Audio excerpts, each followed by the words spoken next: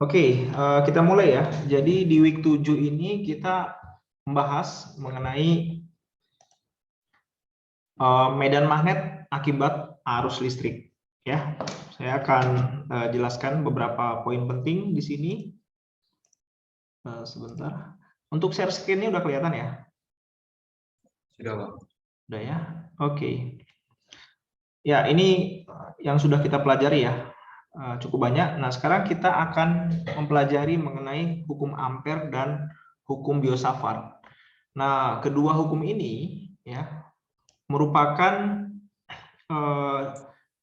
hukum yang digunakan untuk menghitung berapa besar medan magnet ya yang diakibatkan oleh adanya suatu kawat yang dialiri arus listrik. Ya. Nah, jadi ceritanya begini. Ini kelihatan ya. Jadi kalau ada kawat ya, ini atau ini ya kelihatan ya gambar ini. Ini adalah potongan kawat atau potongan kabel ya. Kemudian kita tahu bahwa kalau ada aliran listrik di dalamnya, maka ada aliran elektron ya, atau bisa juga kita sebut adanya aliran Hall ya. Aliran Hall itu dia kita bisa anggap dia tuh bermuatan positif ya. Nah, ketika kawat ini ya diletakkan pada suatu medan magnet ya. Jadi kalian bayangkan ada kawat, kemudian di sekitar itu ada medan magnet. Nah, maka si kawat ini itu akan mengalami gaya.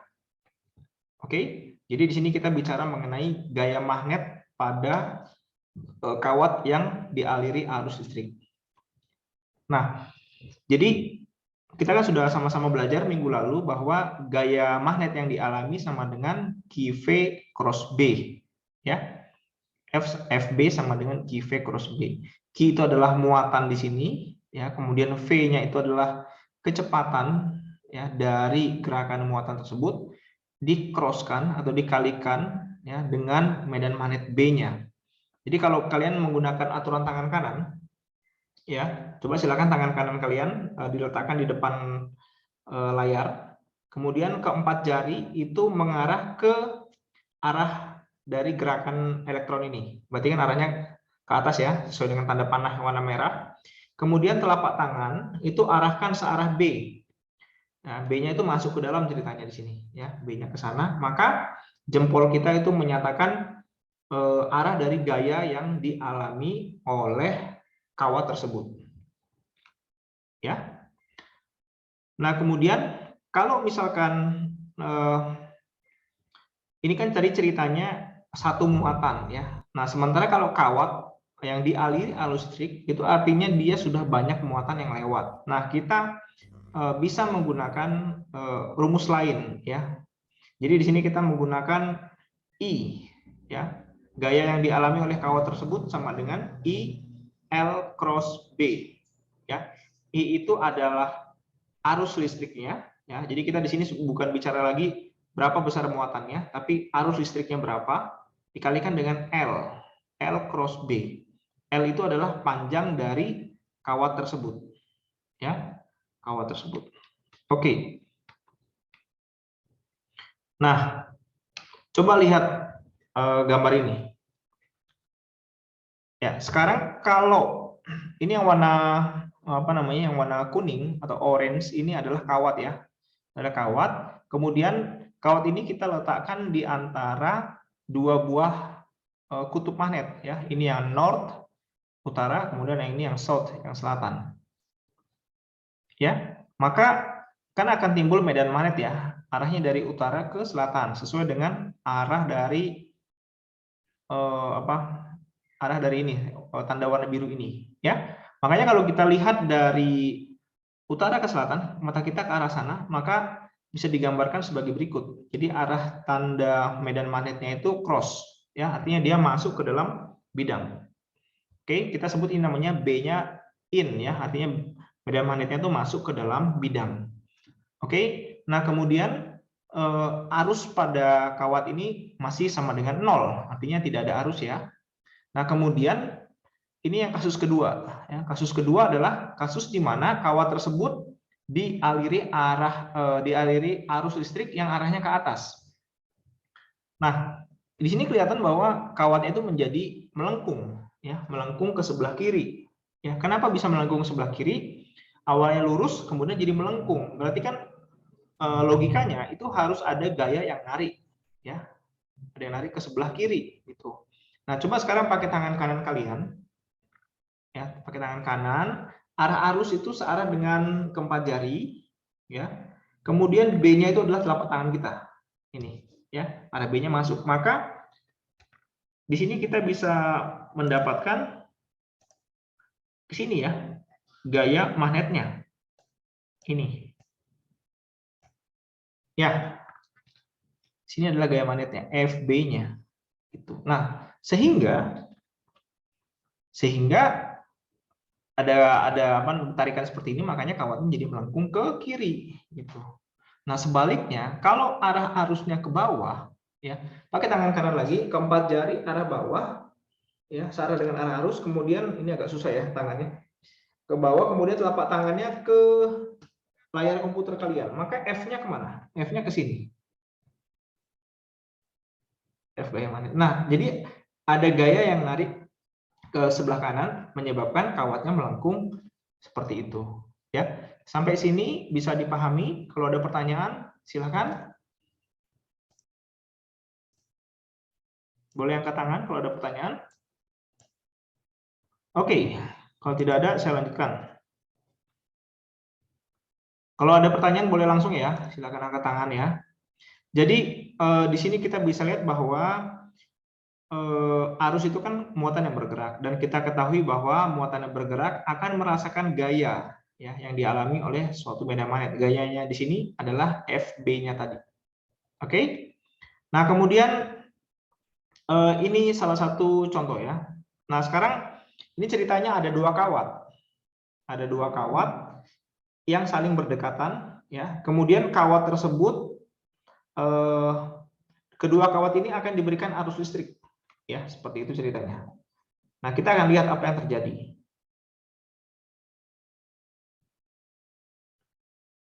Nah, ini saling menjauh. Kedua kawat saling menjauh. Nah, ini saling mendekat.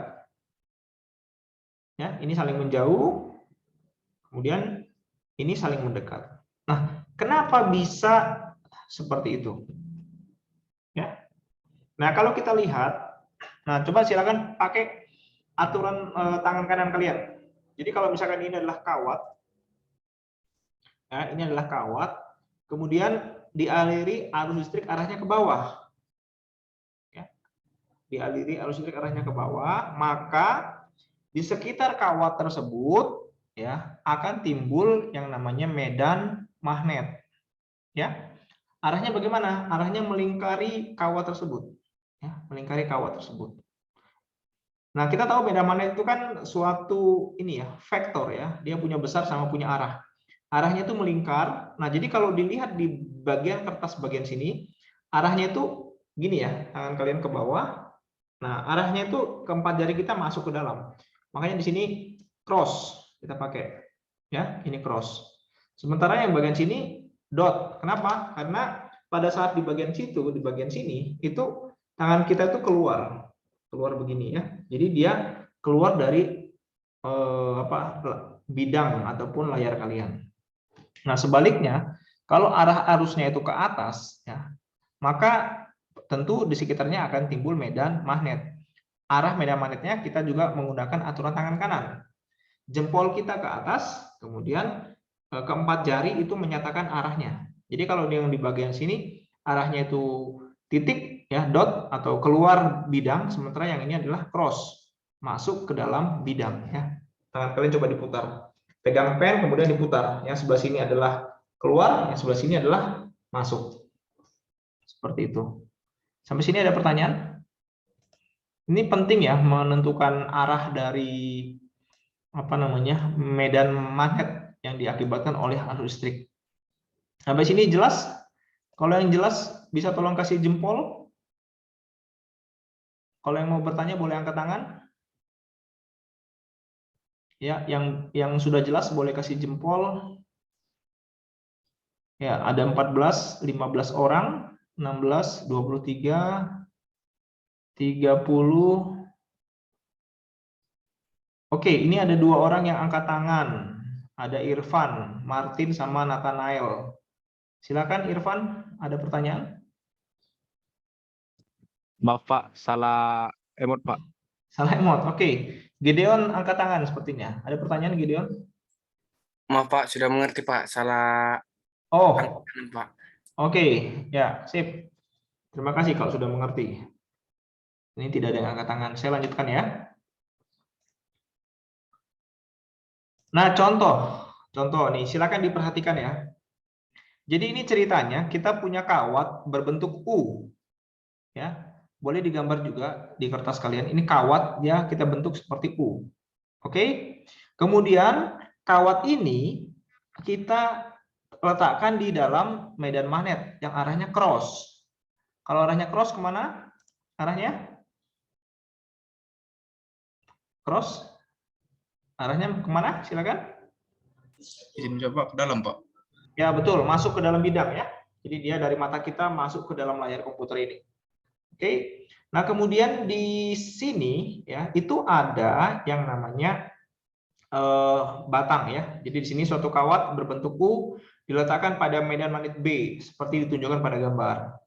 Medan magnet B adalah 0,6 Tesla ya. B-nya ini 0,6 Tesla. Batang logam Peki ya, ini adalah logam ya. Dia memiliki ring. Jadi maksudnya itu batangnya di sini ya, dia nyangkut gitu. Nyangkut di sini ya. Jadi nggak bisa lepas, ada ringnya di sini. Ada ringnya begitu ya. Jadi dia akan nempel di kawat ini ya. Ini kawat tadi. Oke. Nah, panjangnya 2 meter ya, dari titik A ke titik B ini 2 meter. Kemudian masanya 0,3. Oke, dia punya berat ya. Ada berat berarti nanti pastikan dia akan ketarik bumi ya. Kalau ada beratnya, ada W-nya. Ada gaya berat sama dengan M kali G. Nah, kemudian dia tuh mula-mula diam. Nah, setelah itu dia dilepaskan ya, kawat Peki itu dilepaskan tanpa kecepatan awal. Jadi dia jatuh bebas gitu ya. Nah, ketika tercapai keadaan seimbang, nah tentukan A, gaya-gaya yang bekerja pada batang Peki. Nah, kemudian B, besar dan arah induksi yang mengalir pada logam. Maksudnya logam ini adalah si batang Peki. Nah, ini merupakan soal favorit ya, yang sering sekali muncul pada saat ujian. Ya, soal favorit. Jadi saya harapkan kalian bisa memahami ini dengan baik. Oke, bentar ini harus di-clear dulu ya. Oke. Nah, di sini ya kita bisa lihat bahwa ada 2 gaya yang bekerja. Kalau W ini udah pasti ya, ada gaya berat. Ya, ada gaya berat W ya. Sebentar. Nah, ada gaya berat W, ini udah pasti ya. W adalah gaya beratnya ya. Nah, kemudian di sini ada FB, ada gaya magnet. Nah, ini yang mungkin kalian agak bingung nih. Kok bisa ada gaya magnet? Ya. Kan kita tahu kalau FB itu ya, FB kan sama dengan IL cross B gitu ya. Akan ada gaya magnet ya kalau ada arus listrik ya. I itu arus listrik. L itu kan tadi panjang batangnya ya. Panjang batang Peki. Tadi kan sudah ada nilainya. B-nya juga ada. B-nya itu adalah medan magnet. Nah, ini dua-duanya ada informasinya, tapi arus listriknya kita nggak tahu gitu kan ya. Nah, kenapa bisa ada timbul arus listrik? Nah, ini jawabannya begini. Kan mula-mula ini FB itu nggak ada ya. FB ini nggak ada. Terus karena ada gaya berat ya kan, maka kan harusnya dia akan bergerak begini kan, jatuh ya, dia akan jatuh seperti ini. Nah coba lihat di dalam ini ada berapa nih fluxnya, 1, misalkan saya sebut ini flux ya, 2, 3, 4, 5, 6, 7, 8. Nah awalnya ada 8 flux waktu sebelum bergerak ya, waktu masih diam. Nah, ketika dilepaskan seperti ini, nah, fluxnya jadi berkurang kan? Flux awal itu lebih kecil daripada flux akhir. Ya, ini fluxnya maksudnya flux medan magnet ya. Flux medan magnet. Nah, flux awalnya itu lebih kecil. Lebih besar ya, gambar salah. Ini harusnya lebih besar ya. Flux awalnya lebih besar daripada flux akhir. Nah, ini kan artinya ada perubahan flux. Ya kan? Ada perubahan flux. Awalnya itu 8, kemudian menjadi 4. Ya kan ya?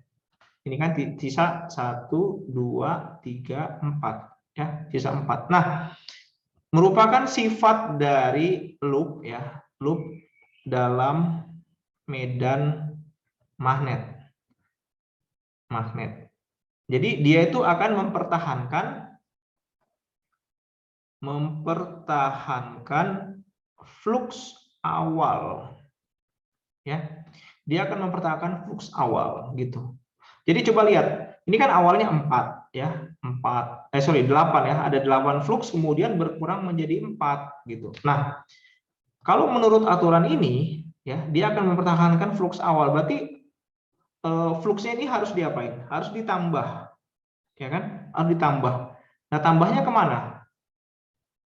Kan awalnya 8, kemudian berkurang menjadi 4, sisa 4 yang ini ya, sisa ini. Ya, maka harus ditambahin. Tambahinnya kemana arahnya? Arahnya ke dalam. Ya. Karena tadi saya bilang sifat alami dari suatu loop itu kalau dalam medan magnet dia akan mempertahankan keadaan flux awalnya. Jadi dia berusaha mempertahankan tetap ada 8 gitu. Nah, caranya gimana? Tambahin. Nah, siapa yang menambahi ini?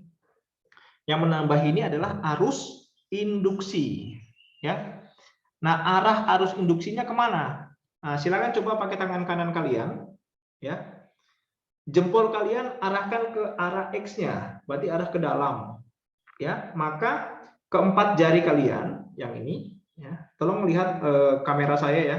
Keempat jari kalian itu menyatakan arah dari arus induksinya. Ya, jadi kalau digambarkan arah arus induksinya itu ke sini.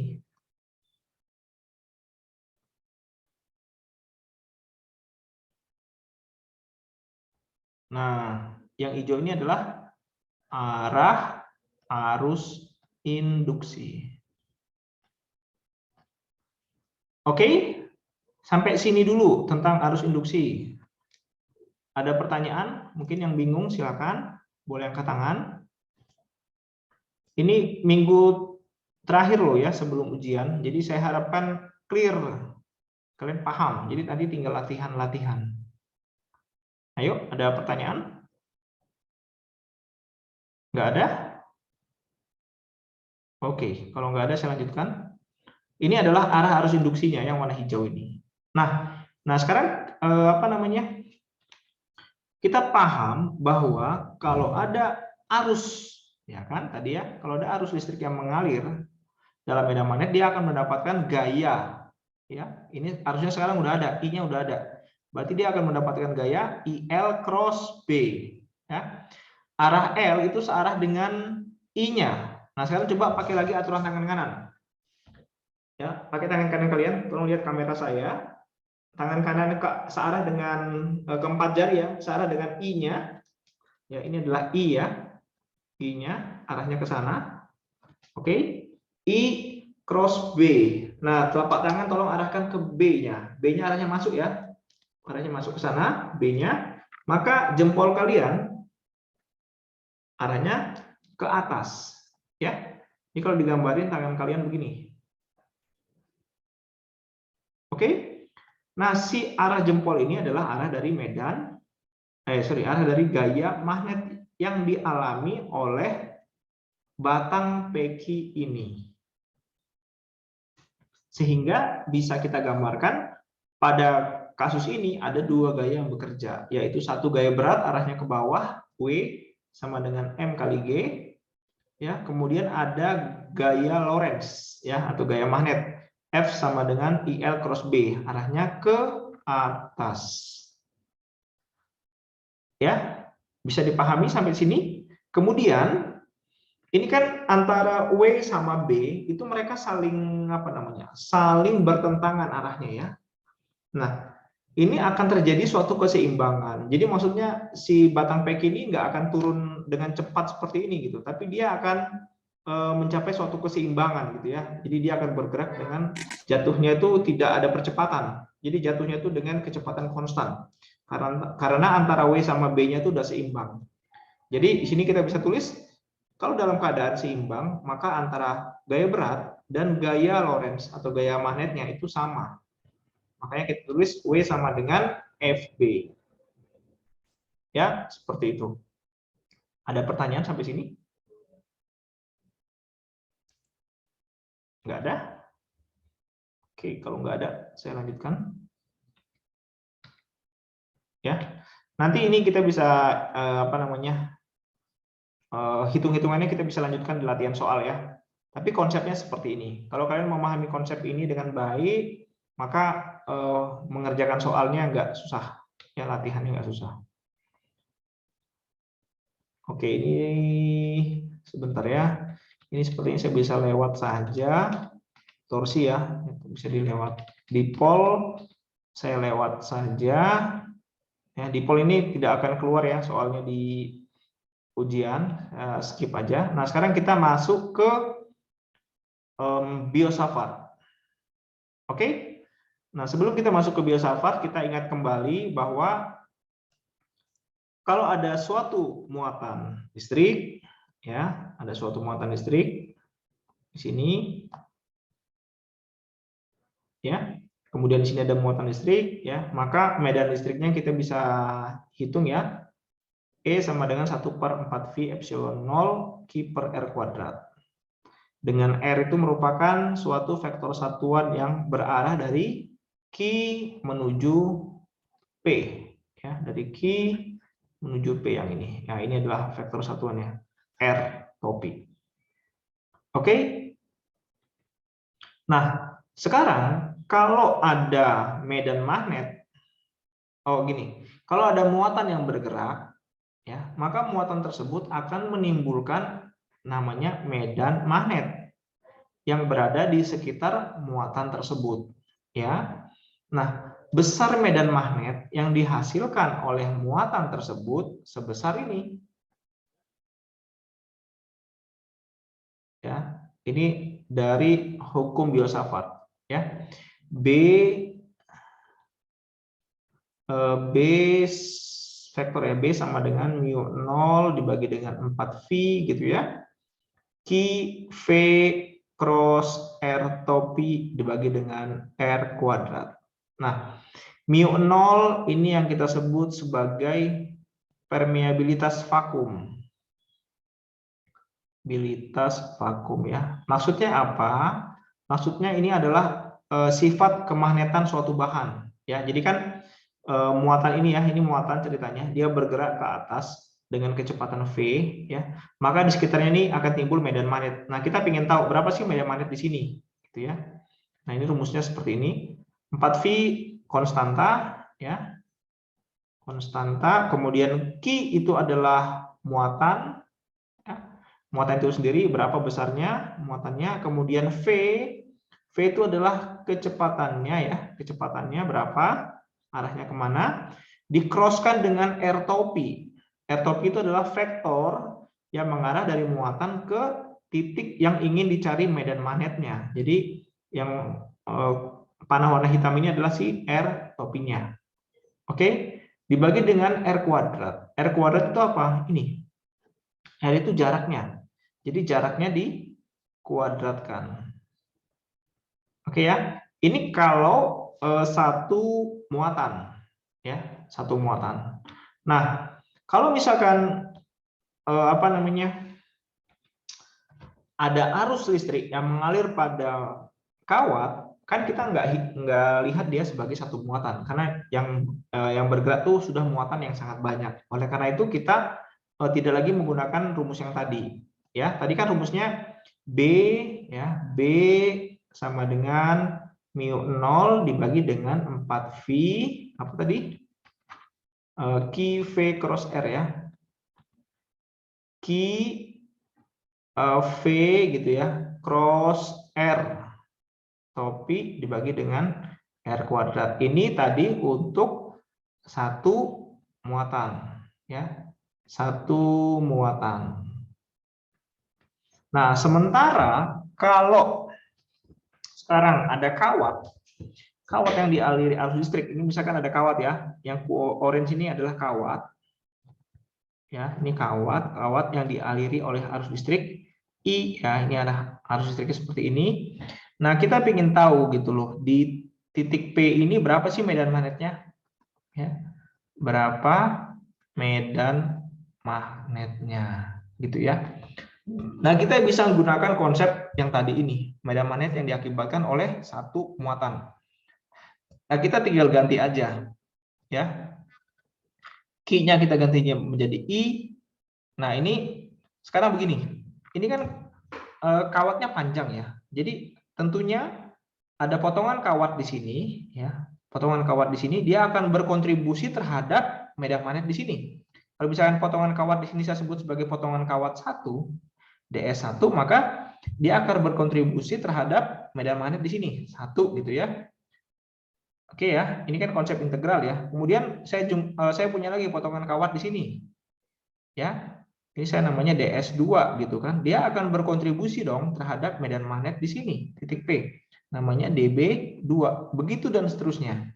Makanya di sini rumusannya itu menjadi DB, ya, sebagian medan magnet gitu kan ya. DB itu sebagian medan magnet di titik P itu sama dengan mu 0/4V I, ya, I itu adalah arus yang mengalir, I dikalikan dengan DS. DS itu adalah potongan, ya, potongan elemen kawat.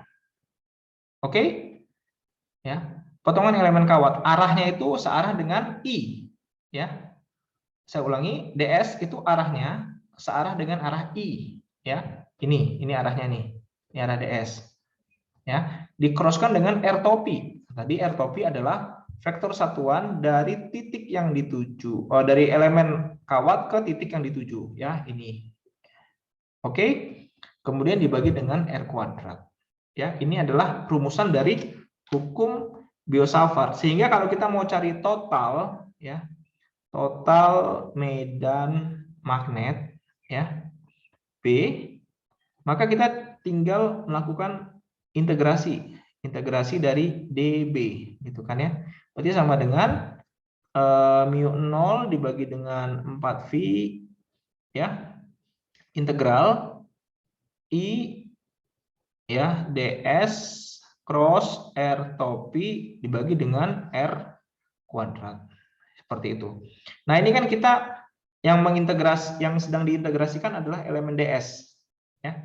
Elemen DS yang sedang diintegrasikan. Maka di sini batasnya adalah dari awal S1 sampai S2. Jadi misalkan kalau di gambar ini, ya, ini misalkan dari S1 gitu ya. Kemudian ini adalah S2. Nah, itu adalah batas integralnya. Oke, sampai sini mengenai formula dari hukum Biot-Savart. Ada pertanyaan? Saya persilakan. Ini paham semua ini ya? Kalau nggak ada pertanyaan?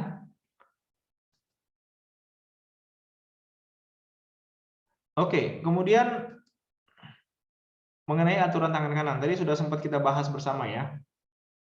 Jadi coba pertama gambar yang A dulu ya. Ini gambar A, tolong diperhatikan gambar A. Ini ceritanya ada kawat ya, dialiri arus listrik namanya I, arahnya ke atas. Ya. Kalau kita menggunakan aturan tangan kanan ya, tinggal pakai aja tangan kanan kita. Terus kemudian ini kawatnya ya, kita pegang ya.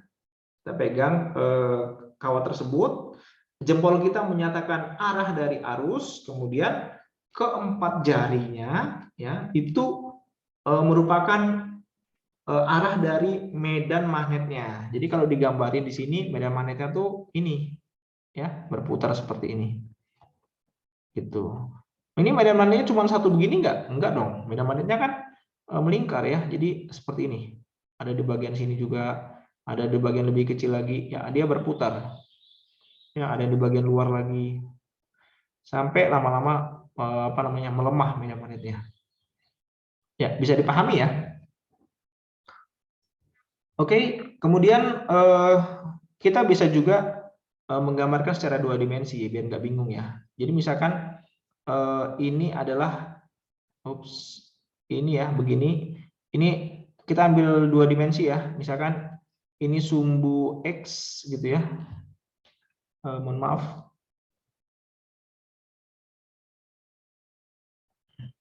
Saya hapus dulu ya. Misalkan sebentar, sorry ya. Misalkan ini adalah sumbu X-nya di sini ya. Sumbu X, kemudian sumbu Y-nya itu yang ke atas sana. Ya. Nah, ini kalau kita lihat dua dimensi, yang ini adalah X-nya, ini adalah Y-nya gitu kan ya. Nah, sekarang arah arusnya itu ini dot ya. Jadi arah arusnya tuh keluar dari bidang layar kaca atau layar komputer kalian menuju ke mata. Ya, jadi gini seperti ini. Jadi silakan jempolnya ke arah ke mata kita, maka keempat jari ini adalah arah dari medan magnetnya. Ya, makanya ini medan magnetnya arahnya berputar seperti ini. Paham ya? Nah, kemudian untuk di titik sini, kemana arah medan magnetnya? Ya tegak lurus terhadap jari-jarinya. Jadi untuk misalkan ini titik A ya, titik A ini medan magnetnya arahnya ke sini. Oke. Sampai sini bisa dipahami?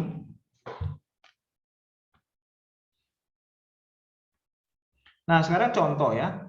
Contoh. Misalkan di sini kita memiliki suatu coil. Coil itu artinya lilitan ya, atau loop ya. Ini coilnya. Coilnya itu berbentuk seperti gambar. Ya, ini coilnya. Jadi dia tuh ada kawat lah, satu kawat bentuknya melingkar seperti ini. Ya, bentuknya melingkar. Kemudian ini begini ya, gitu kawatnya ya. Kemudian pada kawat tersebut dialiri arus listrik ya, sesuai dengan arah ini. Nah, jadi arusnya ke sini, kemudian ke sini, ya, ke sini, ke sini, ke sini, gitu ya, sesuai dengan arah panah keluar gitu. Nah, kita diminta untuk mencari medan magnet ya, medan magnet B di pusat koil atau di titik P ya. Jadi kita ingin tahu di sini berapa sih medan magnetnya di tengah-tengah ini ya. Kalau diketahui koil ini yaitu jari-jarinya R, kemudian arus yang mengalir adalah I. Ya, sampai sini jelas ya mengenai case dari soal kita ini ya. Coba ya, Rivaldo gimana? Rivaldo jelas nggak nih? Rivaldo Elia. Oke, jelas. Nah, kemudian sekarang kita akan kerjakan menggunakan hukum Biot-Savart yang tadi. Oke. Nah, kita yang pertama itu langkah-langkahnya adalah pikirkan sejenak. Untuk apa? Untuk menentukan arah dari medan magnetnya. Karena tadi arahnya kan ke sini. Ya, arah arusnya ya ke sini. Gitu kan? Nah, tadi kan kita kalau pakai aturan tangan kanan bisa jempol sebagai medan magnet atau bisa jempol sebagai arus, ya tergantung dari case-nya gitu. Nah, sekarang coba di titik sini. Sebentar. Coba sekarang di titik yang ini, ya titik yang ini. Sebentar. Titik yang di sini, coba titik yang di sini, ya. Coba ini pada saat di sini kan berarti arah arusnya tuh kalau titik itu kan arahnya ke atas ya. Oke, sepakat ya sampai sini ya. Nah, coba sekarang arahkan jempolnya ke atas. arahkan jempolnya ke atas di sini. Ya, pas di titik ini arahkan jempolnya ke atas, maka kalau merupakan misalkan pen ini ya, pen itu adalah potongan kawat yang ada di sini. Ya, ini saya potong segini. Nah, ini adalah pen ini saya potong. Arah arusnya ke atas, maka medan magnetnya kan seperti ini ya. Kelihatan ya? Begini ya. Jadi dia tuh kayak bentuknya begini. Lingkar di sini. Paham ya? Ini melingkar ya. Lingkar begitu. Nah, arahnya kemana? Arahnya kan begini. Oke? Nah, pada titik di sini di mana arahnya? Arahnya masuk ya. Masuk ya. Tadi saya tulis cross. Kalau di sini arahnya kemana? Keluar ya. Jadi di sini arahnya adalah dot. Paham? Paham, Pak. Oke, kemudian coba kita tinjau lagi bagian atas ini. Ya. Nah, pada saat di titik sini, arusnya kan pada saat ini kan arahnya ke sini. Oke, nah ya, ini arah arusnya ya. Pas di titik ini aja. Sama juga jempol kita arahkan ke arah I. Kemudian coba saya potong lagi ini kawatnya ya, saya potong di sini. Nah, ini adalah potongannya. Kita pegang seperti ini ya, begini, kita beginiin. Maka kita juga akan dapat lingkaran yang sama ya kayak tadi itu. Lingkarannya begini bentuknya. Gitu kan? Dengan arahnya kemana? Gini ya. Ya, begini. Berarti kalau di titik ini arahnya kemana? Masuk juga ya. Masuk. Yang sini gimana? Dot. Ya, seperti itu. Jadi di sini kita bisa tahu bahwa arah dari medan magnet di tengah-tengah ini arahnya semua masuk ke dalam, cross. Ya, di titik ini arahnya cross. Gitu. Oke, kemudian yang kedua kita pilih DS. Pilih DS itu maksudnya kita potong nanti bagian kawat ya, kita potong. Ini yang kita sebut sebagai DS gitu ya. Kemudian kita terapkan sistem koordinat. Nanti sambil mengerjakan saya akan jelaskan mengenai sistem koordinatnya. Kemudian kita tuliskan hukum Biot-Savartnya. Oke? Jelas ya? Nah, sekarang saya ambil bagian di sini potongannya ya. Potongan di sini saya potong ya. Saya kasih warna merah ini. Ini sebagai DS-nya. Oke? Kemudian kita lihat antara DS sama R. DS itu kan searah dengan I, ya, searah dengan arah arus. Ini kan berarti DS-nya arahnya ke sana, ya. Kemudian R-nya ke sana, gitu. Nah, coba lihat di sini berapa sudutnya antara S dengan R. Sudutnya sebesar 90 derajat, ya, antara DS sama R. Sehingga kalau nanti DS cross R ya sama dengan besarnya DS kali besarnya R kali dengan cross to sin ya. Sin 90 derajat. Sin 90 berapa? 1. Ya. Maka di sini perkalian antara DS cross R sama dengan DS aja. DS cross R topi. R topi sama dengan DS aja. Ya, di sini R topinya itu sama dengan 1 ya. Di sini asumsi kita R topi itu sama dengan 1 dikalikan dengan R gitu. Ya, jadi besarnya adalah 1 ya. Besarnya sama dengan 1. Jadi DS ini DS kalau DS dikalikan dengan 1 berarti jawabannya jadi DS. Seperti itu. Oke, untuk sampai DS ini ada pertanyaan?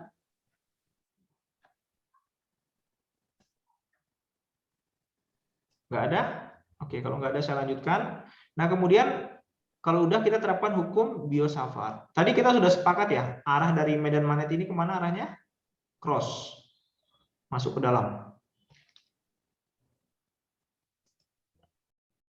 Oke? Nah, kemudian kita tuliskan hukum Biot-Savart. dB sama dengan mu 0 ya. Saya ulangi, saya tulis dulu di sini misalkan ya. dB sama dengan mu 0 per 4V gitu kan ya. I gitu ya. DS cross R topi gitu ya. Ini vektor dibagi dengan R kuadrat. Kenapa kita di sini pakai tanda mutlak? Ya, ini ada tanda mutlak ya, tanda mutlak sini. Karena di sini kita cuman memfokuskan pada mencari besarnya aja, besar dari B aja. Arahnya kemana? Arahnya kita sudah tentukan di awal tadi ya, menggunakan aturan tangan kanan. Arahnya itu adalah cross di sini. Ya, jadi tanda mutlak ini kita mencari besar aja, besar dari medan magnet itu berapa. Ya, jadi ini menjadi seperti ini.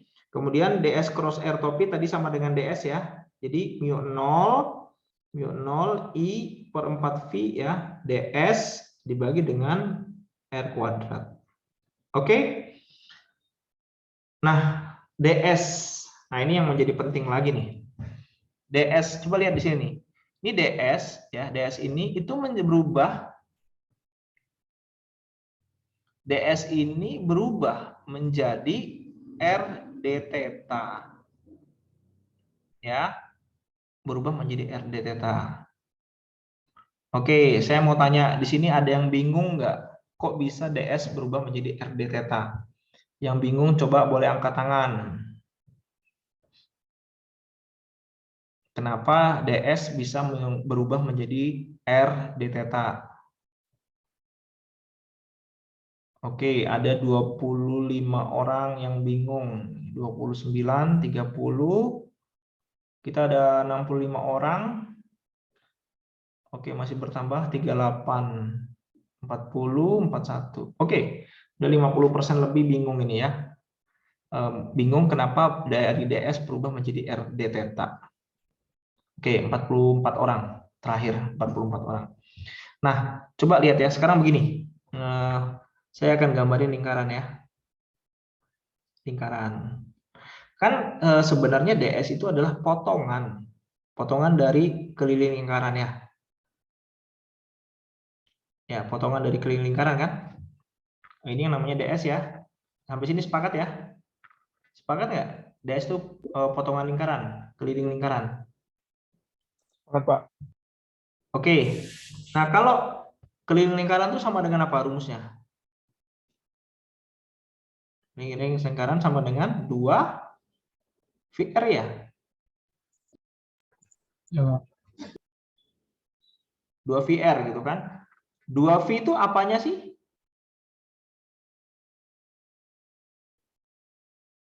Dua V itu apanya? Sudutnya. Seluruhnya, Pak. Ya, sudut penuh. Sudut full. Ya. Sudut penuhnya, sudut fullnya, tetanya. Teta, gitu saya sebutnya teta ya. Berarti kalau keliling lingkaran tuh totalnya sama dengan 2V ya, atau 360 derajat. R itu apanya? Jari-jari ya.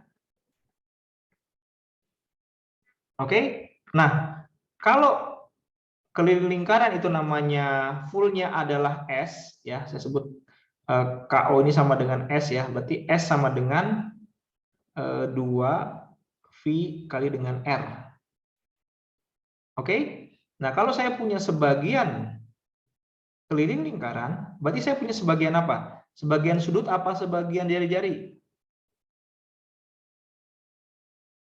Sebagian sudut, Pak.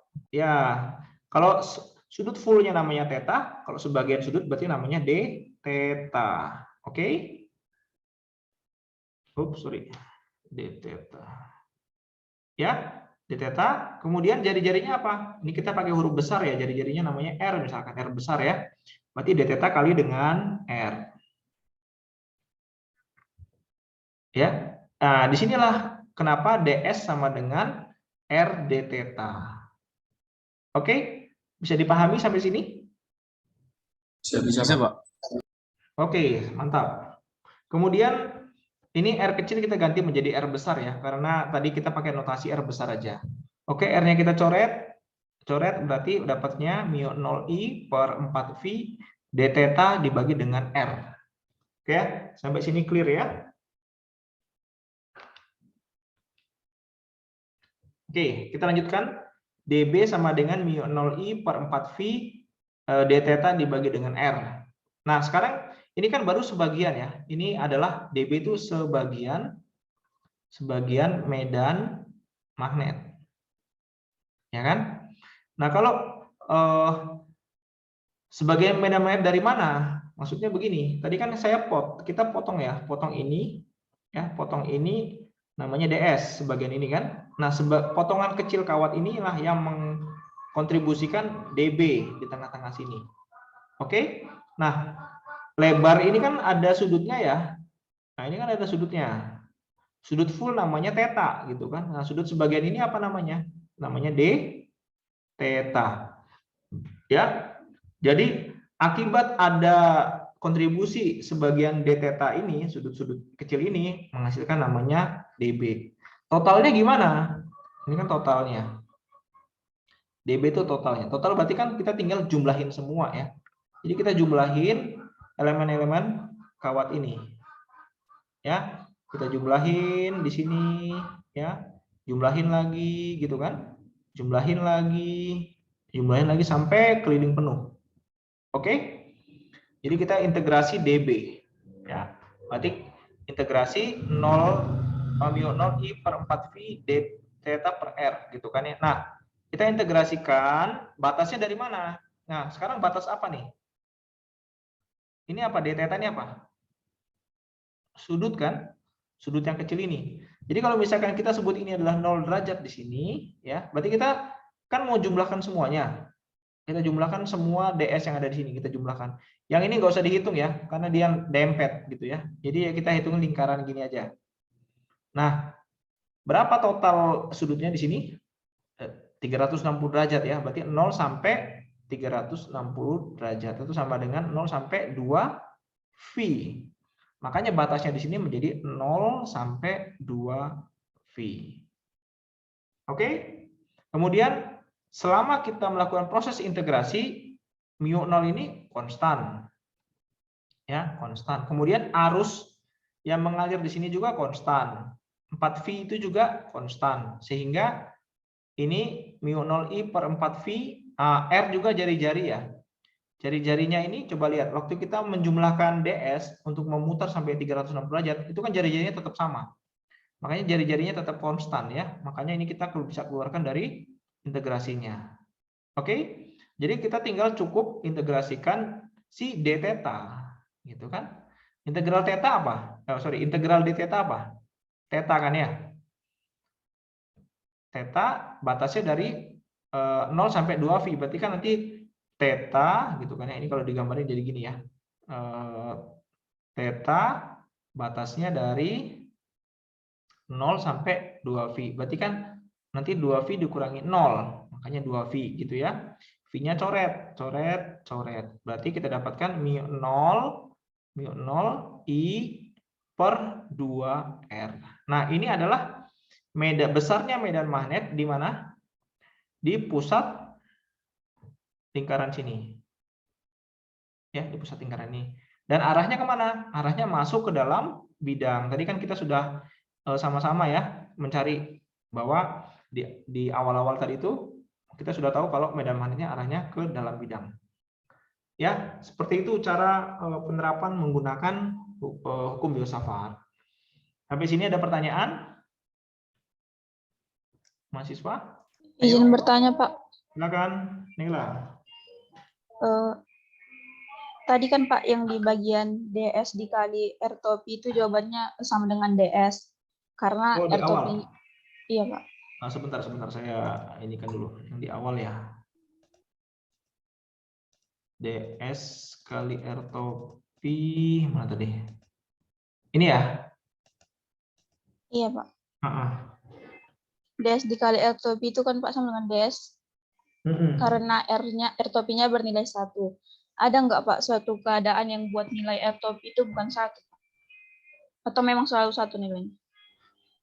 Gitu. Oh, ya ini tadi apa namanya? Dalam kasus ini kita membuat asumsi jari-jarinya ini sama dengan 1 meter gitu. Ya. Kalau misalkan nanti ada kasus di mana jari-jarinya misalkan 2 meter, berarti nanti kamu kan ini sama dengan gini ya. DS, besarnya DS kalikan besarnya R kalikan dengan sin 90 derajat gitu kan ya. Iya. Nah, kalau misalkan jari-jarinya nanti 2 meter, misal 2 meter, berarti kamu kalikan begini.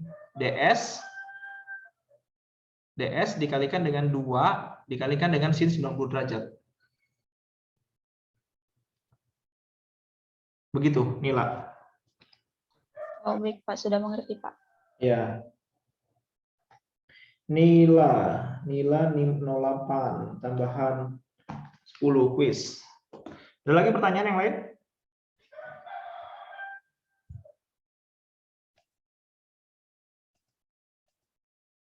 Udah jelas?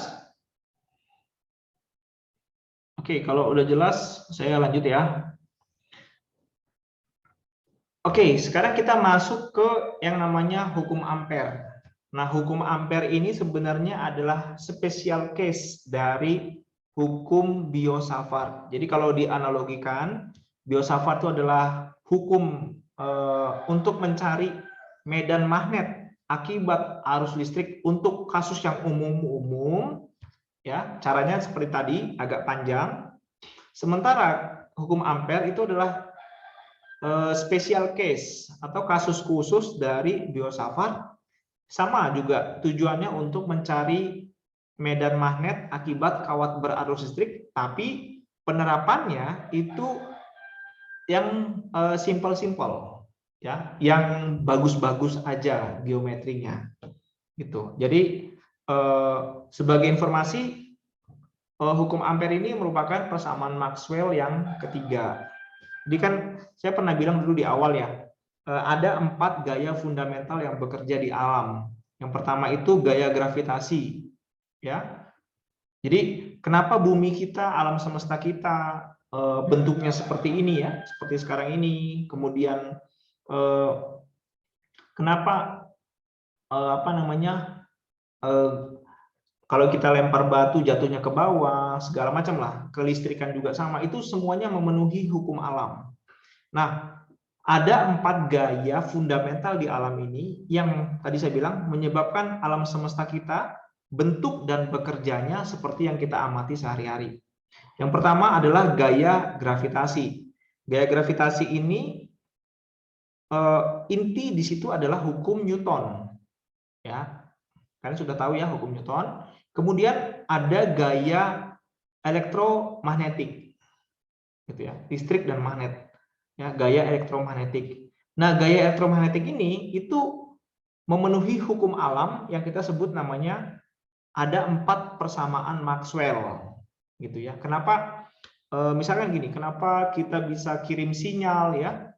Kalian punya HP, kalian ketik SMS atau telepon atau sinyal internetnya. Kenapa bisa ada keteraturan seperti itu? Ya, karena dia memenuhi hukum kelistrikan dan kemagnetan. Nah, hukum-hukum ini ada hukum dasarnya. Hukum dasarnya itu adalah persamaan Maxwell, ada 4. Nah, hukum Ampere ini merupakan persamaan Maxwell yang ketiga. Jadi ini persamaan fundamental yang ada di alam, hukum Ampere. Kemudian tadi gaya gaya gravitasi, ada gaya elektromagnetik, kemudian ada gaya inti. Nah, gaya inti ini dibedakan menjadi 2, inti kuat sama inti lemah. Gitu. Inti kuat ini yang menjaga kenapa atom itu dia ada ikatan nuklir seperti itu, gitu ya. Jadi inti lemah, kemudian ada inti kuat. Nah, 4 inilah merupakan hukum dasar ataupun gaya fundamental yang ada di alam, gitu. Ya, dulu waktu Albert Einstein masih hidup, dia punya cita-cita, ingin menyatukan 4 gaya fundamental yang ada di alam ini dalam satu persamaan, gitu. Namanya Grand Unified Theory, teori yang bisa menyatukan 4 gaya fundamental. Cuman Albert Einstein keburu wafat sebelum bisa menyatukan 4 gaya ini dalam satu persamaan. Jadi kalau ada persamaan yang super seperti itu ya, apapun masalahnya itu diselesaikan dengan satu persamaan itu selesai. Gitu, cita-citanya seperti itu, tapi sampai sekarang belum kejadian, gitu. Siapa tahu nanti kalian ada yang mau coba mikirin, boleh juga ya. Oke ya, sampai sini jelas ya mengenai hukum Ampere. Sekali lagi, hukum Ampere merupakan special case dari hukum Biot-Savart. Tujuannya sama-sama untuk mencari medan magnet akibat adanya kawat berarus listrik. Oke, hukum Gauss ini saya skip aja. Ya, saya langsung ke hukum Ampere. Jadi intinya begini. Kalau ada kawat ya dialiri arus listrik namanya I, ya sebentar. Kalau ada kawat yang dialiri arus listrik I, ya maka di sekitarnya akan timbul namanya medan magnet. Ya, kita udah sama-sama sepakat gitu. Nah, terus kalau saya hitung, ya kita hitung sama-sama berapa medan magnet yang ada di sini itu menggambarkan arus listrik yang ada di lingkupinya. Gitu. Paham ya? Jadi kalau misalkan arus listriknya saya jadikan dua kalinya ya, misalkan dari 5 ampere menjadi 10 ampere, maka logikanya kan harusnya medan magnetnya juga menjadi 2 kali lipat dong, gitu ya. Ini sama kayak yang tadi di hukum Gauss ya, apa yang ada di dalam ya itu tercermin dengan apa yang ada di luar gitu. Yang penting nggak ada yang bocor. Nah, kalau si hukum Ampere ini dia melingkupi lintasannya, gitu ya. Semoga bisa dipahami. Jadi kalau dibuat dalam suatu persamaan matematika, nah jawabannya sebagai berikut ya. Ini kalau bacanya gini ya, total integral ini total artinya total medan magnet dalam lintasan DS, dan lintasan adalah lintasan tertutup. Saya ulangin ya. Ini kalau kita mau buat bahasa sederhananya, total, ini kan integral itu total ya, jumlah, bisa juga total atau jumlah sama aja. Jumlah medan magnet, ya B itu medan magnet, jumlah medan magnet yang dilingkupi oleh lintasan DS. Jadi DS itu maksudnya gini ya, ini kan ada lintasan ya, ini lintasan, saya gambar melingkar aja lintasannya. Nah kalau saya potong lintasan ini namanya DS, gitu kan ya. Nah kalau diintegralin DS berarti kan dijumlahin semua, ya kan? Jadi tadi saya bilang total medan magnet yang dilingkupi pada lintasan DS dalam suatu lintasan tertutup, ya ada lintasan tertutup yang sini, itu sama dengan arus listrik yang dilingkupi oleh lintasan tersebut. Bisa dipahami sampai sini? Yang paham boleh angkat tangan.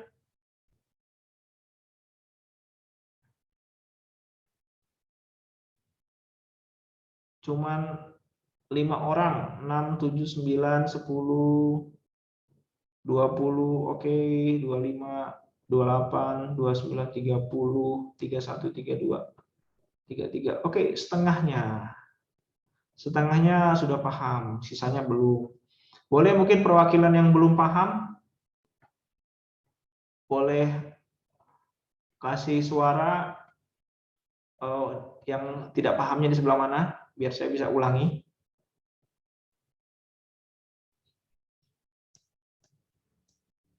Ayo. Yunita mungkin, Yunita Nababan. Halo Yunita. Yunita Nababan, NIM akhir 26 dari bioproses.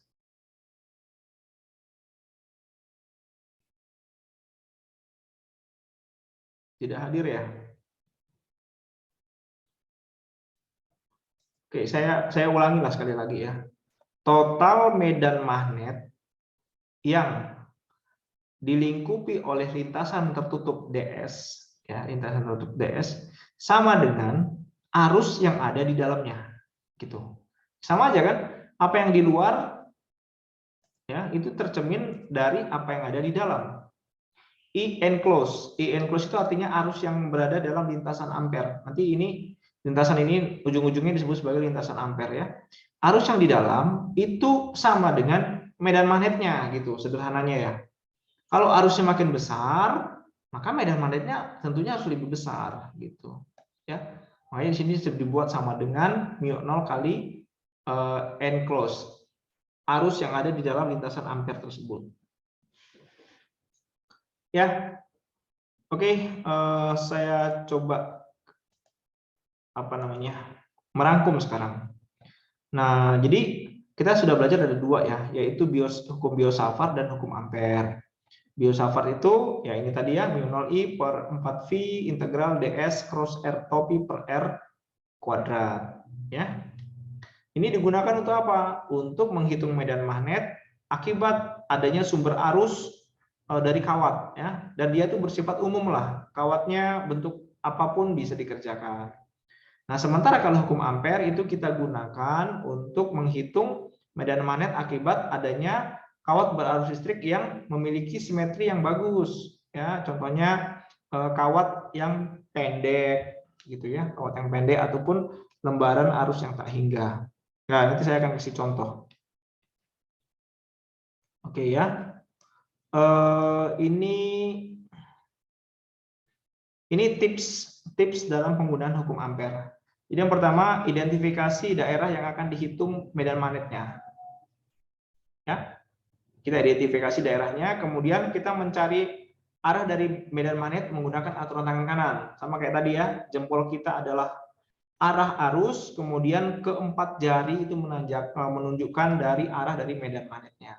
Kemudian yang kedua, kita pilih lintasan ampernya ya. Dan lintasan ampere ini harus simetri dengan kawat tersebut gitu ya. Kemudian kita hitung B.ds yang ini ya, kita hitung dulu. Habis itu kita hitung juga arus yang dilingkupi pada lintasan ampere, I-nya. Habis itu kita gunakan hukum Ampere untuk mencari B ya. Sangat sederhana sekali. Oke, saya akan kasih contoh.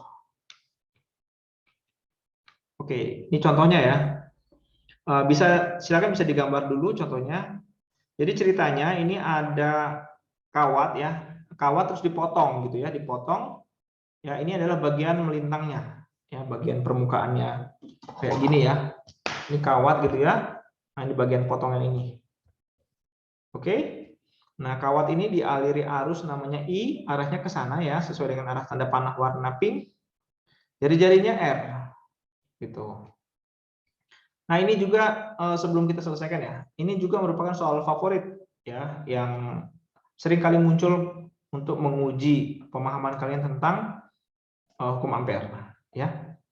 Sebuah konduktor silinder memiliki radius R dan rapat arus uniform dengan arus total I. Oke. Mungkin saya akan garis bawahi di sini rapat arus uniform. Maksudnya apa? Jadi, kan kita tahu tadi kawat ini dialiri arus listrik. Nah, distribusi arusnya gimana gitu. Kan kalian bisa bayangin ya, kalau misalkan ada pipa ya, bayangin aja ini pipa, ya ini pipa kemudian ada arus yang mengalir. Bisa aja kan terjadi kalau di bagian bawah sini itu lebih banyak arusnya lebih kuat, yang ini tuh lemah gitu ya. Yang bagian atas ini lemah, yang bagian bawah ini arusnya kencang. Nah, bisa terjadi seperti itu. Nah, itu tidak memenuhi yang namanya arus uniform. Yang disebut uniform itu artinya arus di segala sisi itu semua sama. Ya, jadi kalau di bagian sini, di bagian sini, di bagian sini itu besar arusnya semua sama. Ya, sampel di mana-mana sama semua. Oke. Nah, kita diminta untuk mencari medan magnet B, ya, medan magnet B di daerah. Nah, ada yang pertama, daerah di luar kawat. Artinya daerah R-nya ini daerahnya ya, daerah dengan jari-jari gitu maksud bacanya ya, lebih besar daripada R, ya lebih besar sama dengan. Berarti ini yang di bagian luar. Ya, jadi kalau digambarin di bagian luar sini. Nah, gitu ya. Kita diminta untuk mencari berapa sih medan magnet yang ada di sini, di sepanjang garis putus-putus ini. Kemudian medan magnet juga dicari untuk yang bagian dalam kawat. Daerah di mana R-nya itu jari-jarinya lebih kecil daripada R besar. Jadi kalau digambarin itu seperti ini, ya di bagian dalam. Nah, kita ingin tahu berapa sih medan magnet yang ada di dalam sini, gitu ya. Ini jari-jarinya R. Oke, mengenai visualisasi dari soal ini, adakah pertanyaan? dari mahasiswa? Kalau nggak ngerti tolong ditanyakan ya. Karena ini kuliah terakhir loh. Ya, minggu depan sudah UTS. Sudah nggak ada kesempatan bertanya lagi nanti. Bagaimana mengenai soal ini, sudah bisa paham? Pak, izin bertanya, Pak. Ya, silakan. EV Arwan. Di soal ini kan udah dikasih tahu arusnya itu uniform, berarti dia itu arusnya itu merata di setiap permukaan, Pak. Nah, pertanyaan saya, Pak, apakah arusnya itu menembus permukaan, Pak? Apakah ada kemungkinan di soal ini arusnya menembus permukaan, Pak? Maksudnya menembus permukaan tuh mana? Ini kan apa? Saya bilang ini silinder ya. Dia punya kulit, ya selimutnya, sama dia punya lempeng tutupnya, gitu yang di bagian depan ini. Oh, bentar, sorry. Yang bagian depan ini tutupnya, yang ini. Maksudnya menembus yang mana?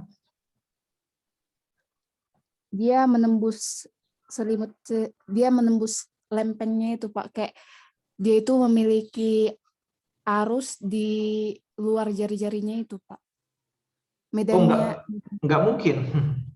Nggak mungkin. Jadi arus itu kan dia hanya mengalir pada penghantarnya, gitu kan ya. Dalam kasus ini penghantarnya itu ya cuman si yang warna kuning ini, orange ini. Jadi dia akan bergerak gini arusnya ke sana. Gitu. Nah, ini kan kawat ini kan kita potong ya. Kita potong. Kalau ini saya potong di bagian sini ya. Saya pura-puranya kita potong gitu bagian tengahnya. Ya, di sini kita potong. Jadi arus listrik itu dia akan menembus daerah yang warna hijau ini. Nah, dia akan menembus itu gitu. Paham ya? Kayak air mengalir dalam pipa lah. Jadi kalau di sini saya pasang saringan ya, yang hijau ini saringan, maka dia akan menembus saringan itu gitu. Bisa dipahami ya? Siapa tadi? EV Arwan? EV, Pak. Panggilannya siapa? EV, Pak. EV betul EV ya. Oke, terima kasih EV sudah nanya ya. Saya kasih tambahan 10 untuk nilai kuisnya. Jadi karena ini dia keluar dari penampang ini, maka kita bisa buat begini kan? Ya, arahnya ya. Bisa ya? Keluar. Gitu ya. Keluar bidang. Ada lagi pertanyaan teman-teman yang lain? Nggak ada. Oke, kalau nggak ada saya lanjutkan. Nah, sekarang kita menghitung dulu untuk medan magnet yang di luar dari kawat ini, ya. Oke, jadi kalau digambarin, ya, ini kita lihat dari depan sekarang ya. Ini mata kita di depan, di sini ya. Maka kita lihatnya dua dimensinya sebagai berikut ya. Ini adalah kawatnya, ya. Ini yang warna merah ini ya.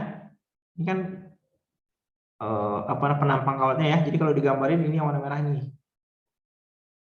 Oke ya, kemudian arah arusnya adalah keluar ya, titik ya, ini arah arusnya.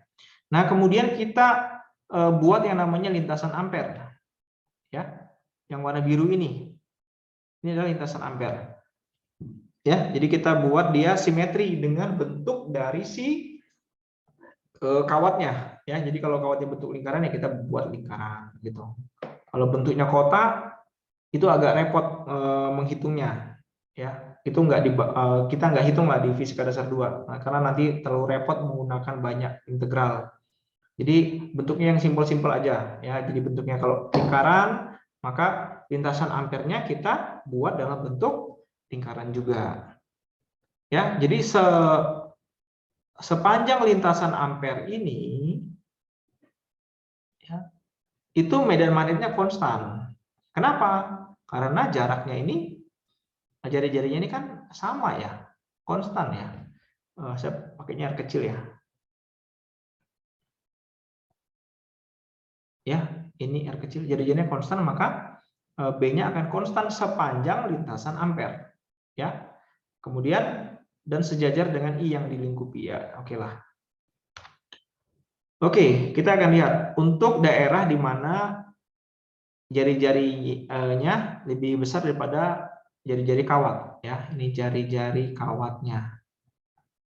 Kawat ya. Kita menggunakan simetri silinder tadi, lintasan ampere lingkaran, kemudian B-nya itu berlawanan jarum jam. Dari mana kita dapat B-nya berlawanan jarum jam? Nah, sekarang coba lihat. Ini kan arah dari arusnya itu keluar ya, ke sana. Keluar ya. Coba saya jempolnya arahkan ke arah arusnya. Ini tadi arah arusnya, I ya.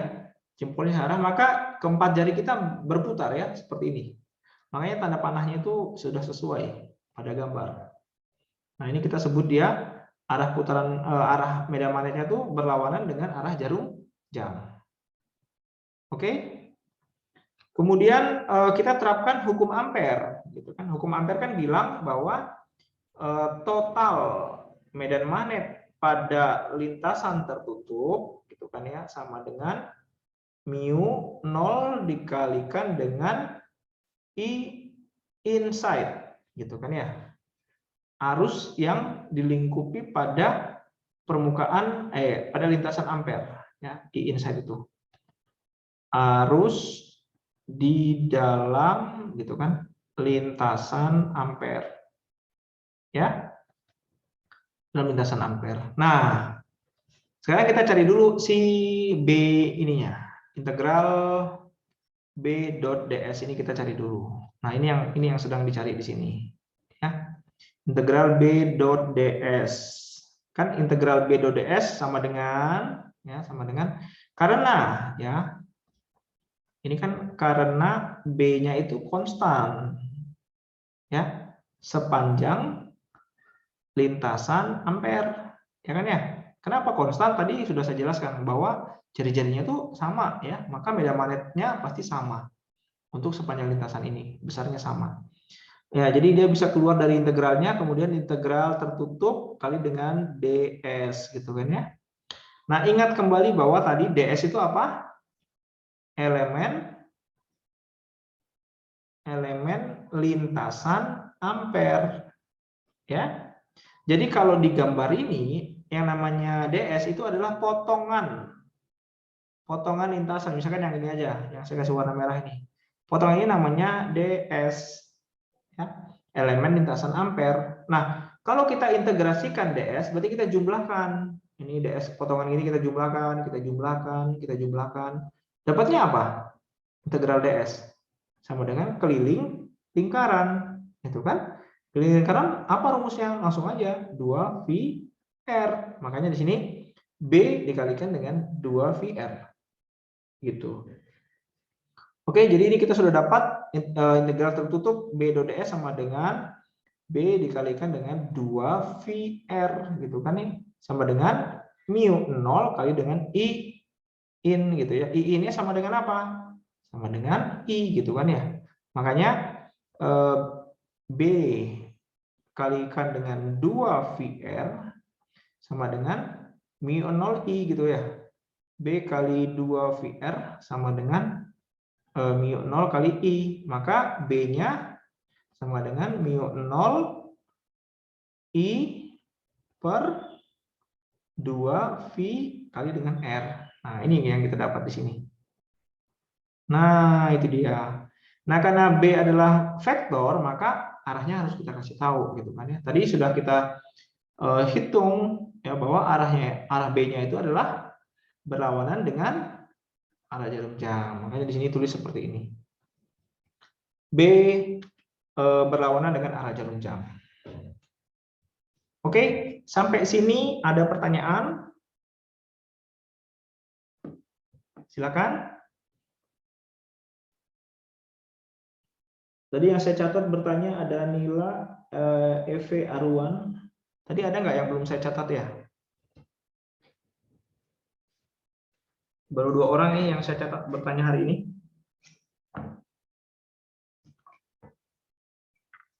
Oke, kalau tidak ada pertanyaan saya anggap sudah paham ya. Sekarang kita lanjutkan untuk yang mencari medan magnet daerah di mana R kurang dari R besar ya. Jadi daerah di bagian dalam sini. Ya, daerah bagian dalam. Nah, kita sama juga ya. Pertama kita buat dulu namanya lintasan ampere ya. Yang warna biru ini tadi adalah lintasan ampere. Saya tulis lagi ya.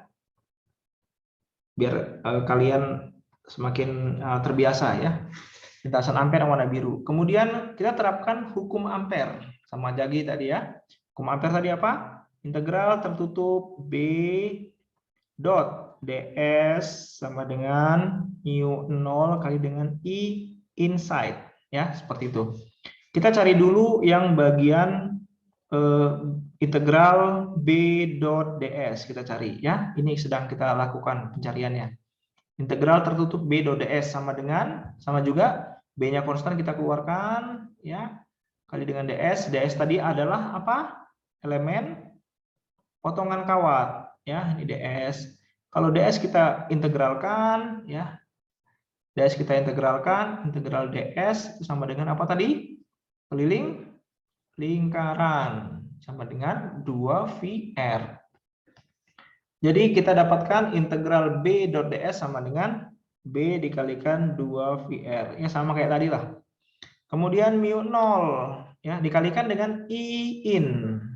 Nah, ini menjadi catatan penting ya. Sama kayak di hukum Gauss itu loh.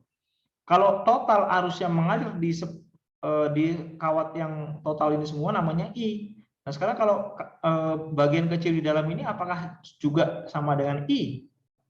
Ini yang saya kasih arsir warna merah ini. Kan tidak ya, sebagian dari I, kan gitu. Ya, sebagian dari I. Nah, maka kita harus cari berapa arus yang mengalir di sini. Berapa arus yang mengalir. Ini yang kita sebut namanya I inside. Artinya apa? Arus yang berada dalam lintasan ampere. Oke ya? Nah, tadi kan di awal dikasih tahu bahwa arusnya itu uniform. Ya kan? Uniform. Atau kerapatannya sama. Kerapatannya sama. Jadi, kerapatan arus untuk yang di dalam itu sama dengan kerapatan arus total gitu ya. Kan kerapatan arus itu sama dengan arus dibagi dengan luasnya. Ya. Luas in. Ini sama dengan arus dibagi dengan luas total. Maksudnya luas apa? Luas total penampang. Ya, paham ya? Kenapa? Kan ini arusnya kan mengalir ke sini ya, itu kan dia menembus penampang ini loh, penampang ini. Nah ini yang kita kita cari. Berarti kan I dibagi dengan luas lingkaran 2VR gitu kan ya. Berarti kalau yang untuk yang bagian yang besar berarti 2VR kuadrat gitu lah, R besar sama dengan ini I inside ya, sama dengan I inside ya, per 2VR kecil kuadrat. Oke. Nah, kemudian di sini kita bisa tulis I in ya jadinya. Karena kita mencari I in. I in sama dengan, berarti kan ini 2V ini pindah ya. R kuadrat dibagi dengan 2V R kecil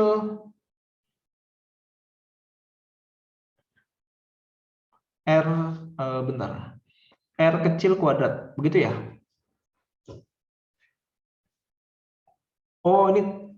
Sorry, ini jari-jarinya terbalik ya. Terbalik. Ini I in itu kan jari-jarinya R kecil ya. Maaf, ini salah tulis ya. Nah, ini kan arus yang ada di dalam dibagi dengan jari-jari yang di dalam. Nah, jari-jarinya ini kan namanya R ya, R kecil. Kalau yang besar ini namanya R besar gitu ya. Jadi 2V R kuadrat dibagi dengan 2V R besar kuadrat. Nah, gitu. Maka I in sama dengan 2V R kuadrat dibagi dengan 2V R besar kuadrat dikali dengan I. Ya, seperti itu. Kemudian 2V-nya bisa dicoret. Berarti dapatnya I in sama dengan I dikalikan dengan R kuadrat kecil ya dibagi dengan R besar kuadrat. Nah, seperti itu. Oke, bisa dipahami ya. Jadi kalian tinggal ganti aja ini. Jadi ini B kali dengan 2VR sama dengan mu 0 kali dengan I kali dengan R kuadrat dibagi dengan R besar kuadrat. Seperti itu. Oke, jadi nanti apa namanya? B-nya yang ini dapatnya. Ya, mu 0 I R kecil per 2V R kuadrat. Arahnya juga berlawanan arah jarum jam. Ya, nanti rekamannya saya akan upload juga di ini ya, YouTube ya, biar bisa diulangin lagi sama kalian. Oke, sampai sini ada pertanyaan dari mahasiswa, saya persilakan. Oh ya, ini terakhir, ini cara kita menggambarkan profil medan magnet ya. Profil medan magnet, oh sorry. Profil medan magnet terhadap, ini medan magnet terhadap jari-jari. Jadi dari dalam ya, ini R sama dengan 0, berarti kan di tengah-tengah ini ya. Kemudian kita bergerak keluar ke sini, kita lihat medan magnetnya itu akan ini ya, akan berbanding lurus dengan R-nya. Jadi dia makin lama makin besar medan magnetnya. Terus begitu sampai di permukaan dia akan berkurang. Ya, berkurang secara 1/R gitu. Jadi grafiknya lurus kemudian melengkung seperti ini. Seperti itu. Oke. Saya rasa ini dulu untuk hari ini. Biar tidak terlalu banyak ya. Sudah jam 5 juga. Ada pertanyaan kah dari mahasiswa? Saya persilakan. Pak izin Pak, bisa balik ke slide sebelum ini Pak? Slide sebelumnya. Ya, silakan. Tadi ini Pak, R-nya kenapa yang di atas ini bisa hilang Pak, R kuadrat? Ya, ini kan yang ini kan ada 2VR kan? Iya Pak. 2VR yang ini kan R kuadrat per R besar ya, R besar kuadrat ya yang ini. Oh, siap, Kalau kamu buat B sama dengan, berarti kan ini 2V-nya pindah. 2VR kan pindah ke bawah. Berarti kan coret R kuadrat, atasnya R kuadrat, bawahnya R aja. Berarti kan sisanya R. Yang ini. Siap, baik Pak. Terima kasih Pak. Oke. Kevin. Kevin, NIM-nya berapa Kevin? Saya bikin 11 Pak. NIM 11. Siap ya Pak. Oke, ada lagi pertanyaan teman-teman yang lain? Sebelum ditutup?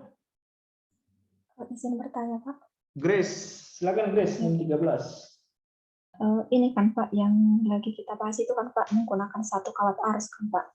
Bagaimana dia Pak, kalau nanti menggunakan dua kawat dia Pak, dan berlawanan dia Pak? Dua kawat dan berlawanan arahnya Pak. Iya. Oh, oke. Ya, sama kayak yang tadi yang saya jelaskan di awal ya. Kalau ada dua kawat berlawanan, dia kan akan, tadi kan ada kasus yang dia akan saling nempel sama akan saling menjauh ya. Tadi di awal pernah lihat ya? Iya Pak. Maksudnya contoh kasus seperti itu? Iya Pak, bagaimana cara menghitungnya untuk kayak soal kayak gini Pak? Oke. Ya. Begini aja lah, nanti di pertemuan kedua saya kasih contoh mengenai itu ya, biar lebih jelas ya.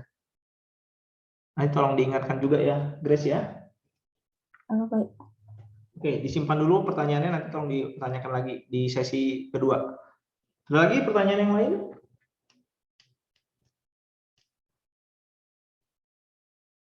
Pak, izin bertanya Pak. Feni, silakan Feni. Kan tadi Pak, yang kayak di pertanyaan teman tadi kan Pak, nggak diperhitungkan R-nya di luas permukaannya yang dipakai hanya si lingkarannya aja kan Pak, nggak si tabungnya, gara-gara arah arusnya. Terus Pak, aku mau nanya Pak, kalau misalnya yang diperhitungkan dia sampai luas penampangnya jadi si tabung, yang kayak mana bentukannya jadinya Pak? Terus kayak mana membedakannya Pak? Kita tahu luas permukaannya yang diperhitungkan hanya di lingkarannya aja atau ikut sampai ke tabungnya gitu Pak? Gini, kan di sini sudah dipandu ya, di sini sudah dipandu bahwa arusnya itu dia menembus bagian lurus ini aja, ya kan, lurus di sini. Jadi dia nggak akan tembus di bagian selimut, nggak ada. Kenapa bisa seperti itu? Ya kawat itu kan, ini kawat ya, kalian lihat ya kamera saya, ini kabel. Kawat itu kan arusnya bisa mengalir. Kenapa? Karena ada beda potensial antar ujung yang sebelah sini sama ujung sebelah sini. Makanya bisa arusnya mengalir dari potensial tinggi ke rendah seperti itu. Ya. Dan untuk di fisika dasar itu kita batasi, kita nggak membahas arus yang tembus ke permukaan apa namanya ini nih, permukaan selimutnya. Itu kita nggak bahas di sini. Karena perhitungannya akan menjadi lebih kompleks. Gitu ya. Jadi kita membahas tentang arus yang mengalir dari penampang lingkarannya ini, dari ujung sebelah sana ke ujung sebelah sini gitu. Itu aja. Queenie. Baik, baik Pak. Terima kasih Pak. Oke. Ada lagi pertanyaan? Izin bertanya, Pak. Siapa nih? Christine. Iya, Pak. Silakan Christine. Terkait pertanyaan teman yang sebelumnya juga, Pak, yang mengenai R-topi itu apakah nilainya mesti 1? Saya ingin bertanya, Pak, bukannya R-topi itu vektor satuan yang besarnya selalu 1 ya, Pak? Oh, begini sabar ya, biar tidak salah ya. Sebentar saya ke. Itu tadi yang biosafat ya?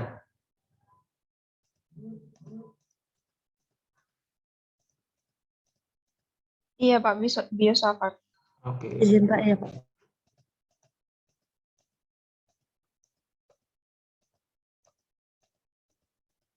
Oke, bentar ya, nama tadi biosafat. Biosafat, ini dia. Oke, oh iya. Mohon maaf ya tadi, terima kasih ini Christine sudah mengingatkan saya. Jadi saya koreksi ya. Jadi betul R-topi itu adalah vektor satuan yang besarnya 1.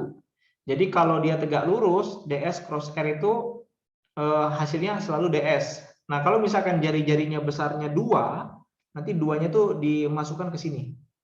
2 kuadrat. Kalau jari-jarinya besarnya 3, masukkan ke sini. 3 kuadrat. Gitu ya. Tapi yang ini tetap besarnya sama dengan 1. Ya. Terima kasih ya Christine. Kamu sudah mengingatkan. Ini saya kasih plus 20 ya. Untuk kasih koreksi. Terima kasih sekali. Terima kasih kembali, Pak. Ya. Ada lagi pertanyaan? Tadi Yobel kalau nggak salah ya. Udah on mic. Iya, Pak. Silakan Yobel. Yang soal tadi, Pak. Soal. Oke, sebentar saya tarik ke soal dulu. Ya, yang bagian mana? Bisa diulangi nggak, Pak? Yang kenapa arah B-nya berlawanan arah jarum jam itu, Pak? Oh, kenapa arah B-nya berlawanan arah dengan jarum jam? Oke. Pertama, lihat ini arah arusnya adalah yang warna pink, ya. Setuju, Yobel? Iya, Pak.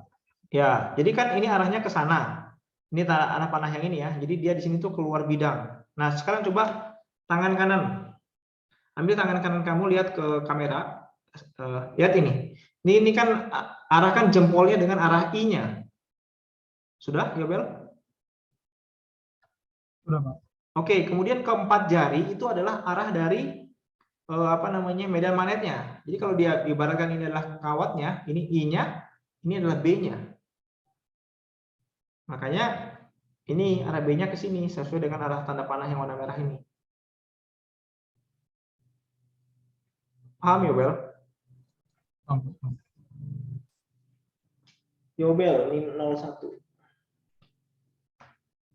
Oke, ada lagi pertanyaan? Silakan, Rivaldo. Terkait pertanyaan teman saya sebelumnya Pak, yang mengenai yang menyinggung B berlawanan jam-jam, yang mau saya tanyakan itu Pak, semisal B-nya itu searah dengan jam-jam, itu apa yang terjadi Pak? Misalkan B-nya searah jarum jam. Iya. Ya kalau saya akan ini ya, gambarkan ya, pakai yang warna biru. Kalau B-nya searah jarum jam berarti arahnya ke sini ya. Setuju? Setuju, Pak. Oke, nah kalau B-nya ke sana, berarti ini arah arusnya itu, coba lihat, ini jempolnya B-nya coba arahkan ke 4 jari dengan tangan kanan, B-nya diputarkan searah dengan yang warna biru tadi. Jadi kalau B-nya searah dengan jari kita, maka arah arusnya kemana? Jempol kita kemana? Ke sana. Ya, jadi arah arusnya ini yang warna biru ini, ke atas.